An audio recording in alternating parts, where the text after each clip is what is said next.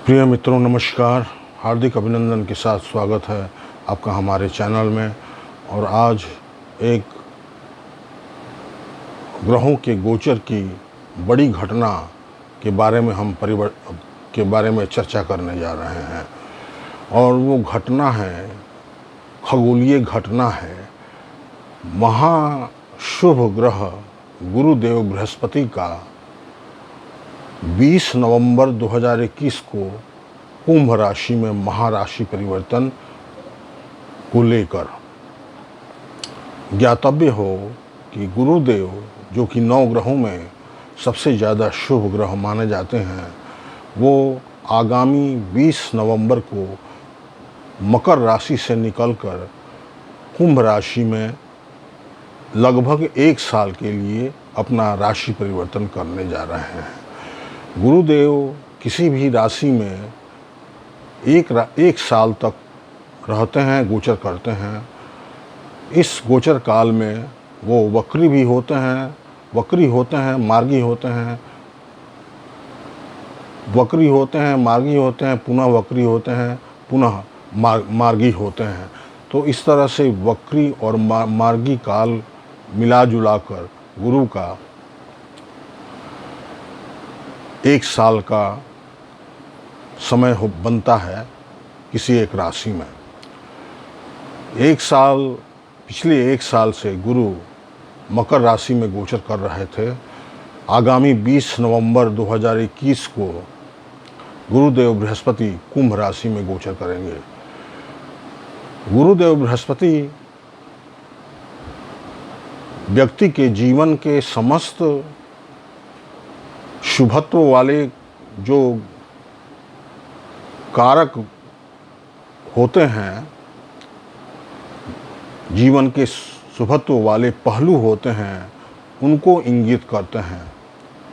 गुरु ज्ञान के कारक हैं, गुरु बुद्धि के कारक हैं, गुरु शिक्षा के कारक हैं, गुरु विवाह के कारक हैं, गुरु वैवाहिक जीवन के सुखद वैवाहिक जीवन के कारक हैं, गुरु धन के कारक हैं, गुरु सुख समृद्धि वैभव के कारक हैं, गुरु संतान प्राप्ति के कारक हैं, संतान सुख, अच्छे संतान सुख के कारक हैं, गुरु पुत्र कारक हैं, गुरु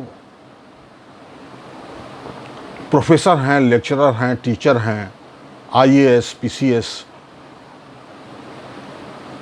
जो भी उच्च पद प्राप्ति के पहलू हैं जीवन के कैरियर के क्षेत्र में, व्यक्ति के कैरियर के क्षेत्र में, वो उसमें गुरु का बहुत बड़ा हाथ होता है। तो जिस व्यक्ति के कुंडली में गुरु अच्छी स्थिति में है, तो उनको गुरु का शुभ आशीर्वाद प्राप्त होता है और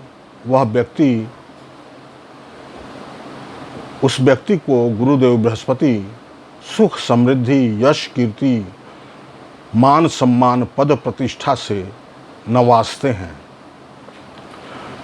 आज हम देखेंगे मिथुन राशि के संदर्भ में गुरु के इस महाराशि परिवर्तन का क्या प्रभाव पड़ने वाला है। गुरुदेव बृहस्पति पिछले 1 साल से मकर राशि में अष्टम भाव में गोचर कर रहे थे, जहां शनि भी विराजमान हैं और अभी भी गोचर कर रहे हैं। तो गुरु और शनि की युति बन रही थी अष्टम भाव में। गुरु सप्तमेश और दशम भाव के स्वामी होकर रोजगार के कारक हैं, कर्म भाव के कारक हैं, कैरियर के और जॉब प्रोफेशन के कारक हैं, वैवाहिक जीवन के और दाम्पत्य जीवन, पार्टनरशिप, बिजनेस, इन सब का डिपार्टमेंट मिथुन राशि वालों के लिए गुरुदेव बृहस्पति को मिला हुआ है। तो इन सब क्षेत्रों में परेशानियां या दिक्कतों का सामना पिछले 1 साल से मिथुन राशि वालों को सामान्य रूप से देखने को मिल रहा था। अब इस गोचर के प्रभाव को जानने के लिए हमें ये देखना होगा कि वर्तमान समय में किसी व्यक्ति विशेष के कुंडली में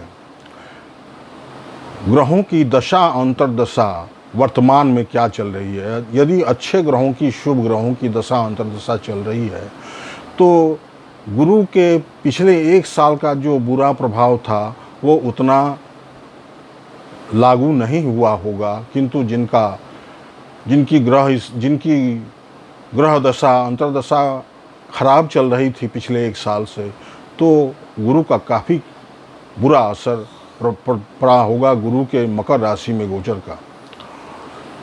अब गुरुदेव बृहस्पति नवम भाव में गोचर करने जा रहे हैं मिथुन राशि वालों के कुंभ राशि में। कुंभ राशि भी शनि की राशि है, शनि देव की राशि है। शनि न्याय के प्रतीक हैं, सबसे बड़े न्यायाधीश की पदवी प्राप्त है नवग्रहों में, और गुरु भी न्याय के कारक हैं, लॉ के कारक हैं, लॉयर्स के कारक हैं, जजेस के कारक हैं। तो इस तरह से गुरु और शनि का परस्पर संबंध बन रहा है। गुरु की तीन दृष्टियां हैं, पंचम, सप्तम और नवम। गुरु नवम भाव में होंगे तो नवम भाव से हम पिता का, भाग्य का, धर्म का, उच्च शिक्षा का विचार करते हैं। तो इन सबों में समझिए कि बहुत बड़ा सकारात्मक बदलाव देखने को मिलेगा, बशर्ते वर्तमान में अच्छी ग्रहों की दशा अंतर्दशा चल रही है। तो पिता का सुख प्राप्त होगा, पिता का साथ मिलेगा, पिता की तरक्की होगी और पिता का स्वास्थ्य अच्छा होगा। धर्म के प्रति श्रद्धा जगेगी, ईश्वर की अनुकंपा व्यक्ति विशेष पर बनी रहेगी और पुत्र रत्न की प्राप्ति का योग बनेगा। उच्च शिक्षा के क्षेत्र में जितनी भी बाधाएं हैं वो दूर होती नजर आएंगी और उच्च शिक्षा के लिए व्यक्ति विदेश यात्रा भी करने में सक्षम होगा। गुरु की पंचम दृष्टि लग्न भाव पर होगी, तो लग्न कुंडली के 12 घरों में सबसे महत्वपूर्ण घर होता है, क्योंकि यह व्यक्ति के स्वभाव, व्यक्तित्व, संपूर्ण शरीर, संपूर्ण व्यक्तित्व को दर्शाता है। तो गुरु के शुभ दृष्टि से मिथुन राशि के जातकों का सामान्य रूप से देखा जाए तो व्यक्तित्व में निखार आएगा, व्यक्तित्व अत्यंत आकर्षक होगा, मन में शुभ विचार आएंगे और मन के अंदर खुशी की अनुभूति होगी, आत्मविश्वास बढ़ेगा, आत्मसम्मान की भावना जगेगी और मान प्रतिष्ठा में बढ़ोतरी होगी, सुख समृद्धि यश कीर्ति में वृद्धि होगी। गुरु की सप्तम दृष्टि 3rd हाउस पर पड़ेगी, सिंह राशि पर। गुरु के 3rd हाउस पर की जो दृष्टि पड़ेगी तो उससे छोटे भाई बहनों का सहयोग प्राप्त होगा। गुरु अग्रजों के प्रतीक हैं, बड़े भाई बहनों के प्रतीक हैं, तो बड़े भाई बहनों का भी सहयोग प्राप्त होगा। और धर्म, धैर्य, पराक्रम, साहस का सही तरीके से उपयोग होगा। व्यक्तित्व काफ़ी प्रभावोत्पादक होगा और पड़ोसियों से अच्छी निभेगी। छोटी मोटी धार्मिक यात्राएं आप कर सकते हैं, तीर्थ यात्राएं कर सकते हैं। गुरु की नवम दृष्टि पंचम भाव पर पड़ेगी, अर्थात संतान भाव पर, बुद्धि भाव पर पड़ेगी। तो संतान जिनको लंबे समय से नहीं हो रहा था, जिन मिथुन राशि वाले जातकों को, उनको अच्छा संतान सुख प्राप्ति का शुभ समय आने वाला है 20 नवंबर के बाद आगे 1 साल तक। विशेषकर पुत्र रत्न की प्राप्ति का योग बनता है जिनको संतान होने वाला है। संतान सुख उत्तम कोटि का मिलेगा, बुद्धि अच्छे रास्ते पर चलेगी और लॉटरी सट्टेबाजी में भी फायदे का पूरा योग बनता है। आकस्मिक धन लाभ की भी स्थिति बनती है।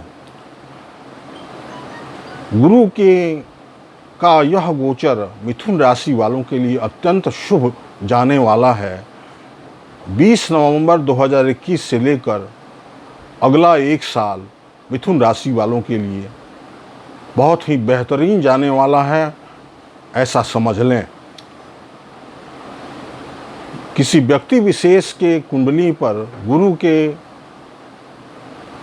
इस गोचर का क्या प्रभाव पड़ेगा और वर्तमान में ग्रहों की दशा अंतर्दशा के संदर्भ में गुरु के इस गोचर का क्या प्रभाव होगा, यदि विशेष रूप से व्यक्ति विशेष को जानना चाहता है तो मेरा व्हाट्सएप नंबर दिया हुआ है। उस व्हाट्सएप नंबर पर संपर्क कर कुंडली एनालिसिस कर सकते हैं पेड कंसल्टेशन के द्वारा।